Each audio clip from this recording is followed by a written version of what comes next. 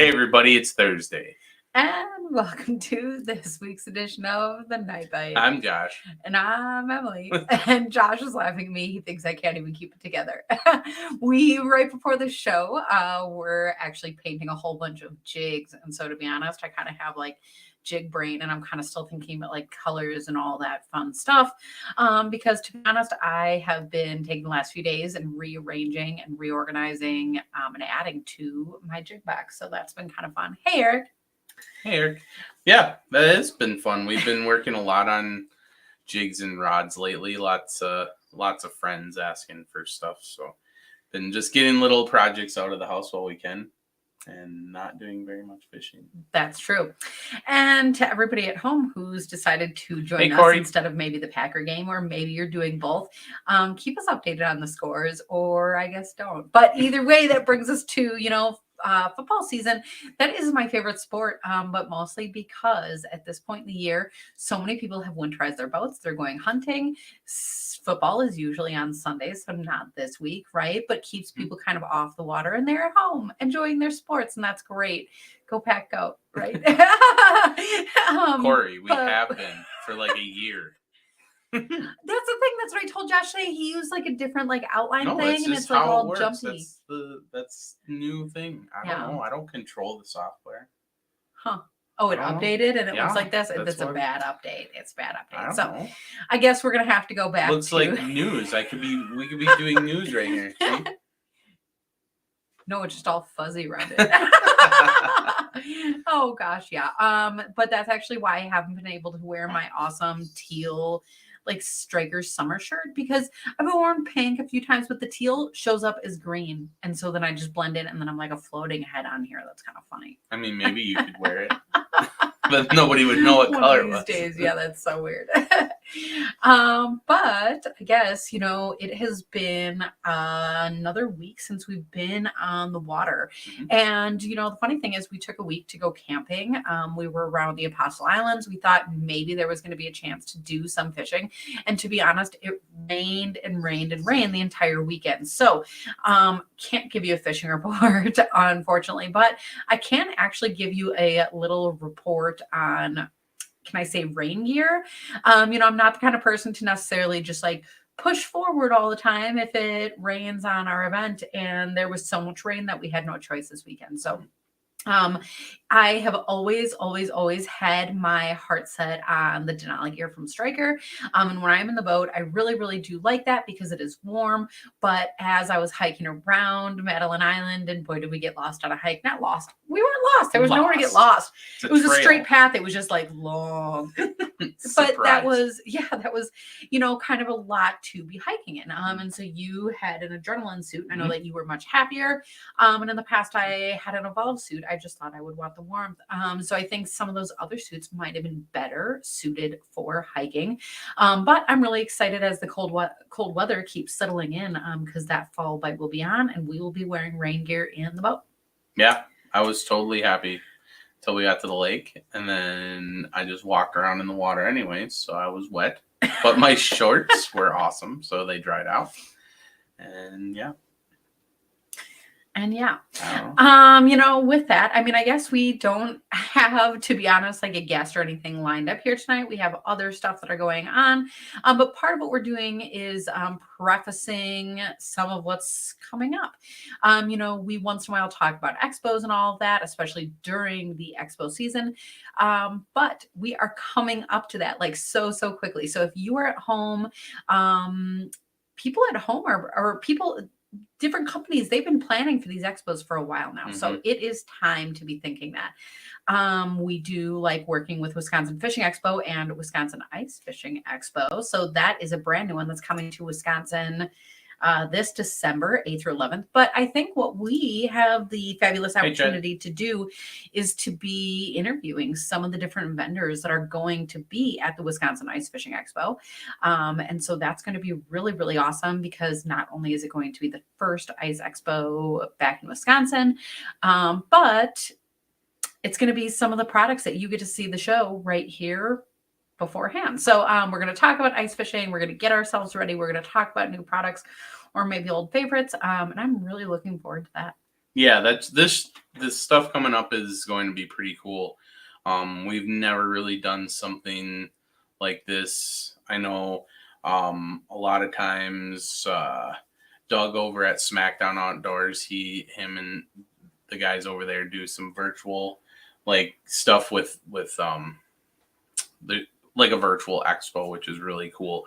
This is more kind of like getting to know some of the vendors that are going to be at the Wisconsin Fishing Expo, because one of the cool things about this expo is that it's a lot of small stuff. Like we've been able to like help, invite people, I guess. And in that, you guys all know that we love making stuff ourselves, and we love the people that make stuff and are creative and like help the fishing industry be the cool thing that it is.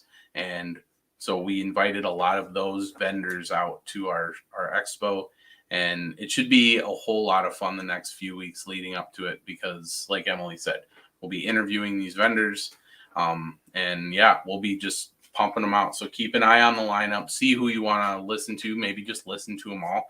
And yeah, you'll have a head start going into that weekend. Is that okay? So, admittedly, to the people at home, Josh is the one who sets up our podcast online and all that. So I'm just now reading that the title says, "The Night Bite with Emily and Josh." Big news. That's the big / checking. Yeah. Oh my goodness! So you busted it out. Oh my gosh! What's the big news? Yes. So if you're at home, I mean, I guess there's a lot more than big news to come. So I guess Josh is over here. Look at your face. Look at your face. I feel like you teased us all a little bit. It is big news though, because it's a big expo that is coming to Wisconsin that we didn't have that opportunity before. There's a lot of cool stuff that goes on Lake Winnebago, spearing, fishing, boating, all of that, and all of those highlights to come. I guess not boating in ice season. No, though. not boating. Not boating, but the spearing aspect. I mean, there's some really cool vendors that we're going to have there, just because we want to highlight one of the cool features of the Winnebago system is the sturgeon spearing in February. And so we have some vendors that are catered to that. So if you're into the whole spearing thing, the sturgeon spearing, a lot of it, there's some crossover with northern fishing. Or the northern spearing in over in Minnesota and stuff in the Dakotas. So like, come check it out, because we'll have those vendors there. And a lot of times I think they get skipped at a lot of the shows. I don't think on purpose. I think a lot of times those like really unique niches, I guess you call them, I think a lot of times they feel like they might not be relevant in every single market. And so, to be able to give them that place, to be able to have those local opportunities, I mean, that is super exciting. Yeah. So I guess, I don't know, checking in. Well, and I was waiting for you to say something. I was waiting for something else. And then no, that's fine. Wisconsin Ice Fish Expo, or icefishexpo.com. I think people are even able to go and check that out. So if you are looking for event information or any of that, I mean, a lot more to come. And definitely check out the Facebook page, because for the Wisconsin Ice Fishing Expo and the Wisconsin Fishing Expo, they do a lot of social media, like a lot of fun sharing. And so if you are just looking for, an outlet for good fishing information, those are both really great pages to follow as well. Here's something that maybe you didn't even know yet, but I found out like 10 hours ago, that Razor's coming out with the wings that had, the ice wings that they had on their 8-inch. They're coming out with that on the 6-inch. I actually, right before we started the show, I was scrolling through Facebook, and I was wondering if that's the article that just came across. And I was, yeah, that's going to be pretty sweet. Corey, you still want to get Macula Tackle to the Wisconsin Expo? Well, let's connect after this, because there's got to be a way. Let's get you in. How could you not? Are you from Wisconsin or are you Minnesota? That's going to determine if you're in or not. I'm kidding. I'm kidding. This is, anybody who is across the ice belt is, and farther, I guess I don't expect people to come from farther than that, but that would be really cool and a great time to experience. Okay. Here's something though. Okay. So, I was a Minnesota native for a long time. And so I moved over here over a decade ago. I love it over here. And one thing that I've noticed a lack of, and I don't know if it's because people are afraid of the short seasons or how that's working, but we don't have the wheelhouse community around here In Wisconsin. Not as much as other places like Minnesota. Yeah. Sorry, I'm distracted because my dog's barking. Do you know what that means? You know what the dog barks at? That means that there's a deer outside, and that's why I tried to look out the window. But it's dark now. 7:10. It's dark. It's not summer anymore. It's fall. So we don't have this wheelhouse community that Minnesota has yet, and I think part of it is in previous years, like the wheelhouses were very much catered to just ice fishing. Like it was like a shell. There was whole preset holes in the floor, maybe a cabinet or two, and that was it, like a bed and stuff.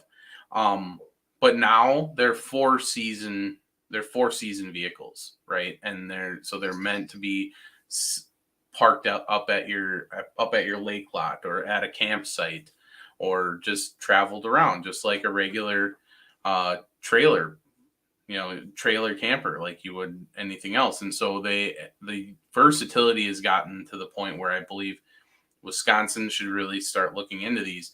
And I bring this up because our good friend Matt Rowan, Big Fish Encounters over in Chippewa Falls, he is Wisconsin's, I believe, don't quote me on this, but I believe he is Wisconsin's only Yeti dealer, and he'll be there.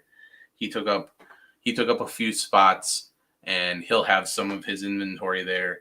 And I would be very surprised if like a couple of his units, if not all of them, got snapped up that weekend, because there just isn't the availability here. And I think we have the market. There just isn't anybody selling them. So I'm excited to see those. Well, and it is really exciting to have things like wheelhouses there and all of that. Corey is checking in that maybe not every single show is possible. And that's okay, because, there is a different opportunity at every show, and they all do offer different things. I guess part of our opinion is that one of our favorite parts is those little like mom and pop, like garage creators. Like, what are you making in, the smallest little companies out there, because sometimes those are the novel products or things that you don't expect. And I love going to the big expos, and I love like walking through all the shacks, or like seeing 20 versions of wheelhouses, or like whatever that is. But I like when you have a show that can be kind of the combination of both, and you get to see the shacks and find what's right for you.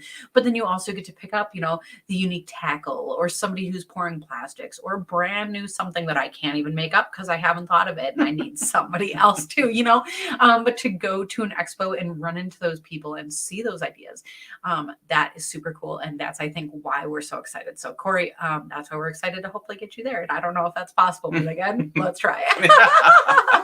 Yeah. I mean, it's gonna be a great time. I didn't mean for this show to be all about the expo, because we're going to talk about this in other shows. Other products are coming up. Yeah. We'll talk about it then. But I mean, but I guess if you guys all have any general questions about it, if you we can talk more about it. I just didn't want to take up the whole show. I guess I just meant for this show I didn't want to take up. No, this was your big news. This whole show is about this. The big news was having the vendors scheduled. We're going to have, so from October all the way leading up to the weekend of the show, I'll have all the shows. They should be scheduled out as I get, like, we have 3 signed up already. So we should, it's, I don't know. I thought it was cool. So what are you going to do? My exciting life. Scheduling shows. That is exciting. This is what we're talking about. So exciting. Listen to it. Oh, you're just so lame. Oh my gosh. So I guess while we are here, I do feel like we need to talk a little bit of fishing. Mm-hmm. So, I mean, we can always come back to the expo, but I'm going to throw this out as a question before I move forward with it. Okay. Does bigger bait mean bigger fish? Like does in general? bigger mate. Yeah, just in general. And I said, I'm gonna throw that out and then we'll talk about it. Look at your face. Look at your face. You're like, Well, I this mean, is stupid. And that's okay. That's okay. But part of why I'm bringing this up is because I saw a specific video today. And okay, so Donnie Obert, he's awesome. He does guiding up north in Minnesota. And he's got a lot of really cool stuff going on. He catches walleyes, he catches crappies, all this kind of stuff. But this post was, I think, in relation to crappies. Is he was talking about in the fall, especially, he upsizes the bait. He was talking about the larger fish. When you're looking on different sonar systems, those larger fish, they sit at the top of the school. I was going to say the top of the pack. And then I was like, everyone's going to laugh at me. That's not the right term, right? But when you are casting around, that's the reason to have that bigger bait, is that those fish will dive in after that. I know I'm starting to get distracted by some of these comments. I love you. I think she did. I did not. I did not. You're a dummy face. I think that's what she said. And I quote. I thought you hated my question. That's okay, because I was going somewhere specific. And I mean, Jay's checking in. Donnie's the man. Honestly, that's super true. He catches a lot of awesome fish. If I spent that much time out of the water, I would hope I would catch half that many fish, right? But he was saying, especially in fall, upsize a little bit. And he gave some examples in the video. He shows exact baits. So go and check that out. It's the very top of his feet. I'm sure you're going to bump into it, right? But, I guess I was interested in how many other people were doing that. And I partially pose this as a question because I know that you do this. And so I guess I'm interested if you have any feedback about this. But 'tis the season. I mean, I think part of it, I think Corey and Tobin and Jay are all right? So Corey's saying it's to be successful, it's important to match the hatch. Tobin says depending on the time of the year. Jay says larger baits catch larger fish. I don't think any of those answers are the wrong answer, which makes this a hard question, which is why I was giving you a weird face, because it's like you're setting us all up for failure. What line catches more fish? That's not a question. That's just I don't know how to answer that because there's so many more variables, and I think me personally, I think it just is something. It's a very big piece. It's like finding the corners to the puzzle, and so bait size is like a corner piece to a puzzle to me. And so because you have to start somewhere, big or small, I always opt with starting with big baits and working down most of the time, because you're usually the opposite. And so that's one corner that we can narrow down really quickly. I do find that that a lot of times you catch more fish faster than I catch fish.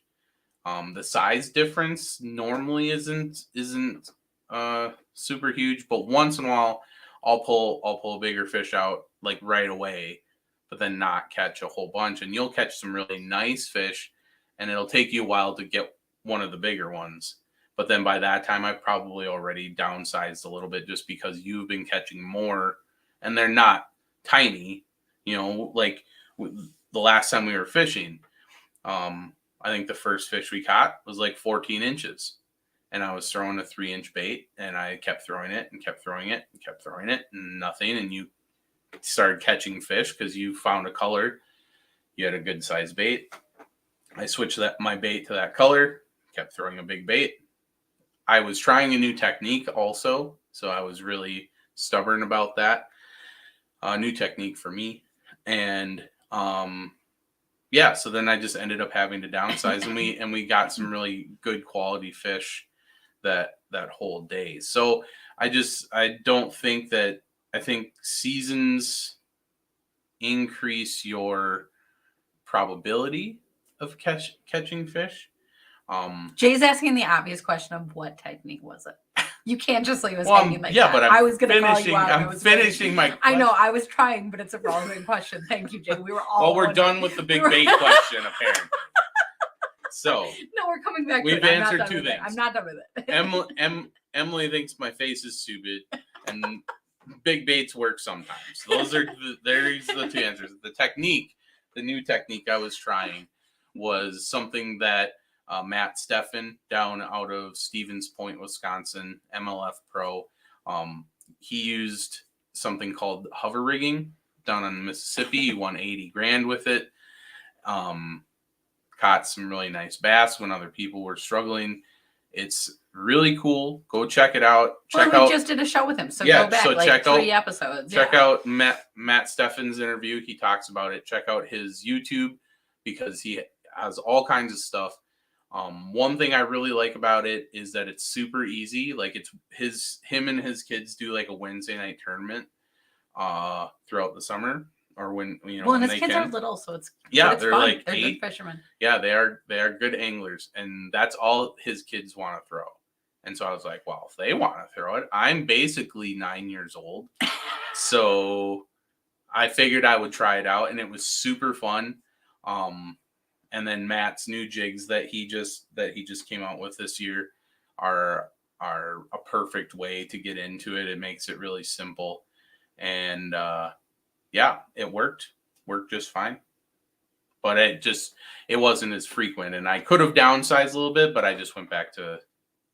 And the reason that you didn't downsize is because, okay, for the people who haven't gone back and watched this episode yet, essentially it's a jig head that's balanced a little bit different where the eyelet is, and then it fits inside the plastic. You like put it inside. We explained more in the other episode. Go there. Mm-hmm. But you can only use a bait that's just so small. You can only downsize so far. The bait really will start to rip up no matter how good of a bait that you have. And so in that case, that did make a big difference. But it's funny that you're bringing up something that kind of relates to jig heads. I know that's kind of a loose transition here, but I mean, that was my other question about when we're upsizing for fall, using these bigger baits.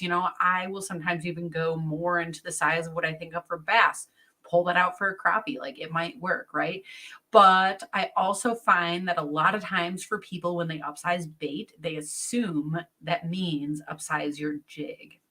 When you do that, that affects your fall rate. So if you're fishing deep fish, maybe. But the other thing that I like to do, look at Josh smirking already. The other thing that I like to do is use kind of a really small jig head, even in those larger baits, because I find in fall, like so often those baits are not just getting picked at. That's why the bigger baits work, is they are just getting eaten, just chowed on.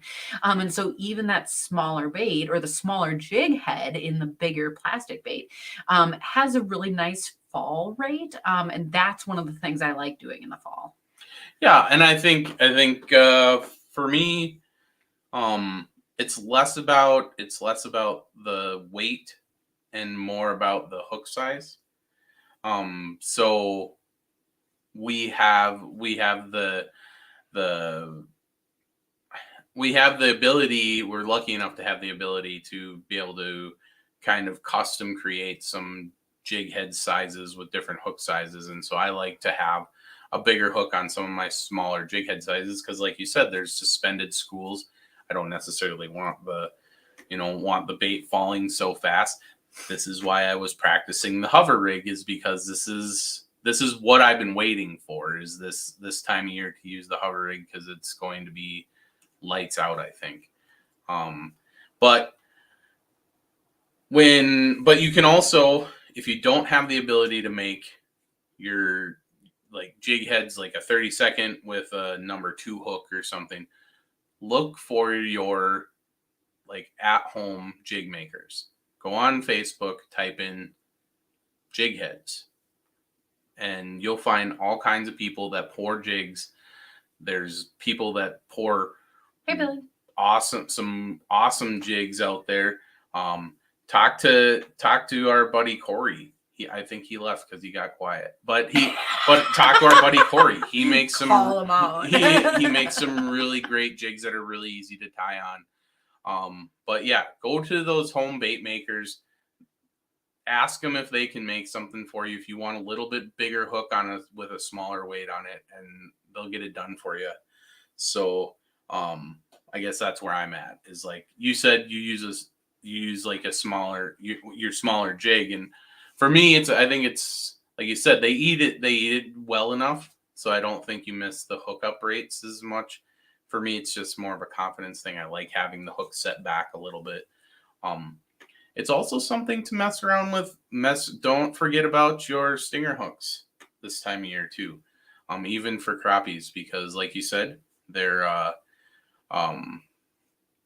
they're eating the bait, and even if you get one that just eats half the bait, if you have that stinger hook on there, it might be the difference. So don't forget about those. Are you using stinger hooks for crappies? Sometimes. Is this what you're saying? You really?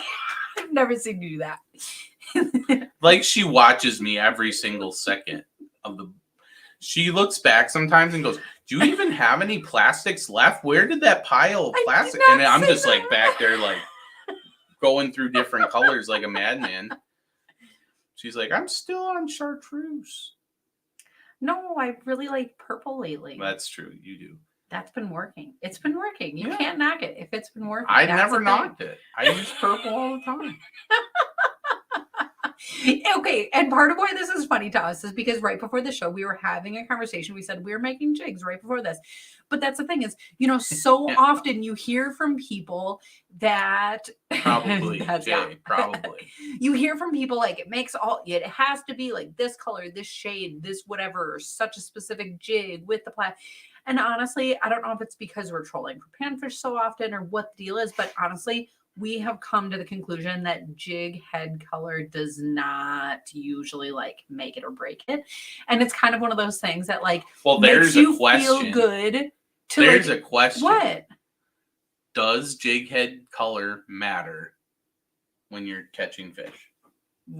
If you're already catching fish, don't you dare change your jig head color. I do it all the time.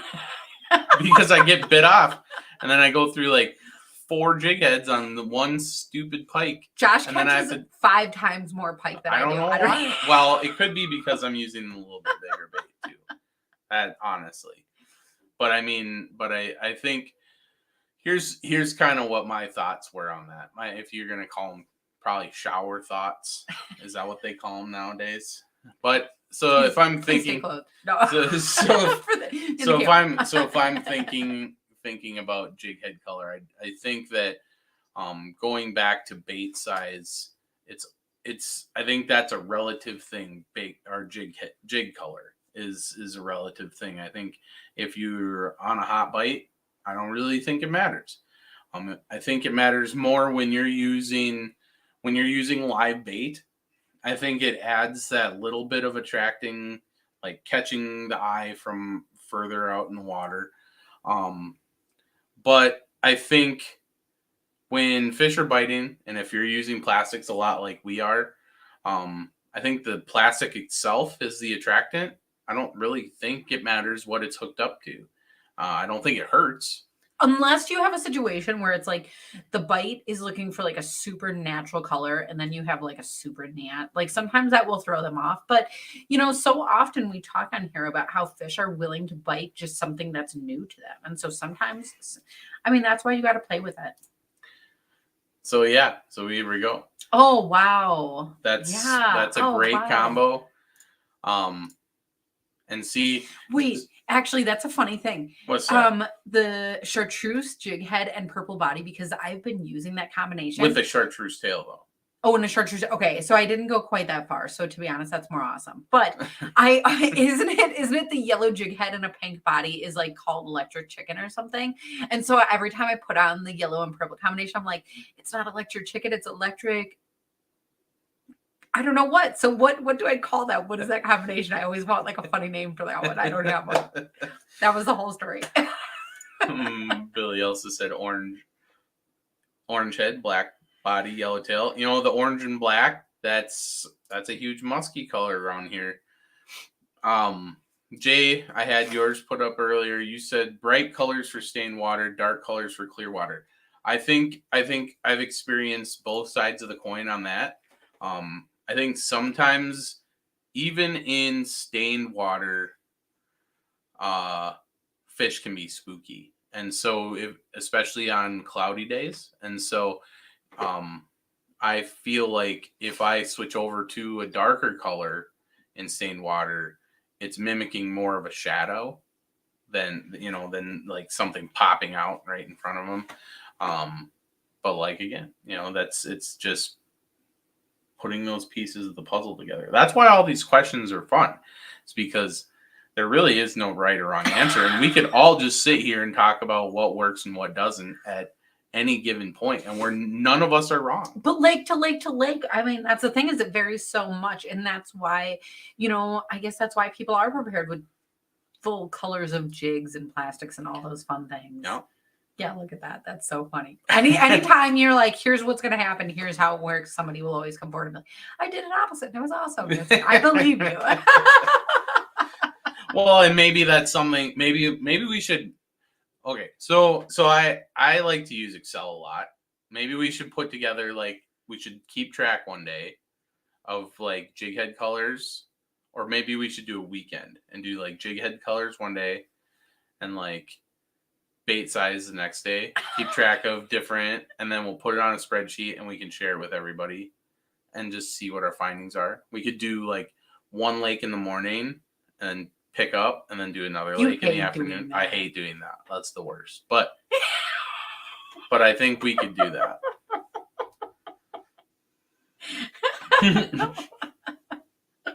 Why do you hate that? I don't know.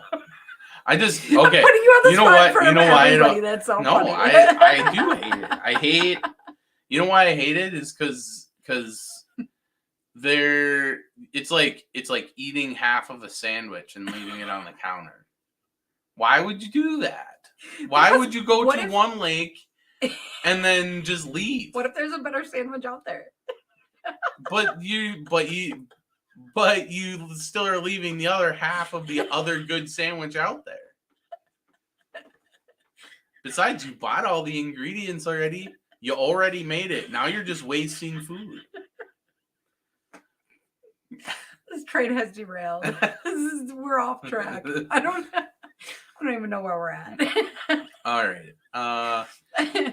Live view. What's that, Tobin? What's live view? No, I know what you're talking about. No, we just don't have that. I just don't. we're fishing with the old-fashioned graphs. I mean, I don't know. We're doing just fine. We talk about getting new graphs, and it just hasn't happened yet. Hand sandwiches, no way. I do more of an Italian salami and pepperoni or something. Don't eat that. Just you never know. You never. Yeah. So what now? I mean, honestly, we came on just to talk about all the fun things that are coming up. We came on to talk about, well, we didn't even intend for that. We did talk about baits and all of that fun stuff. We talked about, go check out Donnie's video. That'll be fun. Mm-hmm. Actually, is it next week, are going to be heading over to Hudson to Striker. So sometimes they give us little sneak peeks of new things that are coming. And to be honest, I think if you follow their social media, they've already given a few sneak peeks of new things that are out for winter and coming and all of that stuff. So if there is additional new things that we can bring you guys, we would love to do that while we are there. Otherwise, to be honest, I think between this weekend and next weekend, we might have some good fishing time. Yeah, I think we're heading up to Land O'Lakes this weekend. I'm gonna make Josh a half a sandwich for lunch, and we're gonna switch lakes halfway between. I will throw it. I will throw it on the ground. No, I think we're heading up to Land O'Lakes on Saturday. I think Sunday we're gonna try and hit some water around the house just to see if it's still there, because we haven't been there in like a month. And then we got, with all this rain, it's still there. and then we got the week.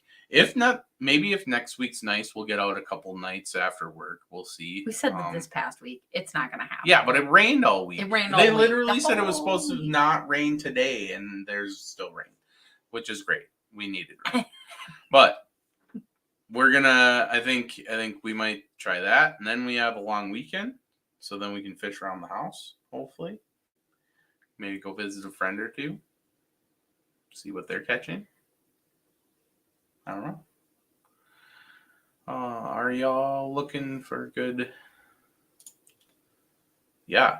I'm not looking for a bad year for ice fishing. Yeah. That's for sure. Early ice, late ice, I'm into all those things. If it can just get here, I'm ready. Well, actually, we have not winterized the boat, so I'm not really ready, but like kind of. Well, and we haven't pulled out the shacks and aired them out yet. Well, that's true. Although they might smell nice because there's like a box of dryer sheets in each of them, so they might just smell like dryer sheets. That'd be nice. Mm-hmm. I took out my shack one time and I did air it out. I didn't want to say I made a video. I made a video. You edited the video, you know. That was in my shack. My shack is in good so far. Good. Knock on wood. She did her stuff. I needed a place to shoot a video because I was talking about ice fishing in summer and it's the best I could do. It's just all I could do. So that's full disclosure. That's what happened. see how it is for me over here, everyone. Do your own stuff. Tobin, you like the Bounce Fresh scent. I think what matters is what the mice don't like. What did we get? I honestly, you pick something up and we've had that box for a while. We use a lot of them, but we've had them for a while. No, I think we bought just the generic one. I don't even know. I don't know. It's working. Yeah. So far. So far. Just got to put the Fisher cat out there. Anybody know what the Packers score is, by the way? No. Cool. Why do you don't watch football? We're gonna go make jigs after this. Yeah. We're not even gonna turn it on. Yeah, that's true. We'll post the jig pictures though. We know you're interested. They're already posted. TikTok, Instagram. Jay, are you coming to fish here this season? I don't even know. To be honest, we don't have. Here's honestly how we do our schedule is we put events in first and then we see what weekends are left. No. We put in holidays, then we put in events. And then if there's any crazy family stuff, sometimes there's not, which is great. We hope so. I mean, that's the thing. We would love to do just like, let's quit our jobs for the winter. We're going to go do a tour. We're going to visit one of everybody. It's going to be awesome. I think from here on out though, I think we'll be able to do some more traveling in the next 2 years. I cross the other side. It's fine. We'll see. Anyways, all right. I don't know. I really don't have anything else. So if anybody at home has questions or comments or things, feel free to pop that in the chat box. Yep.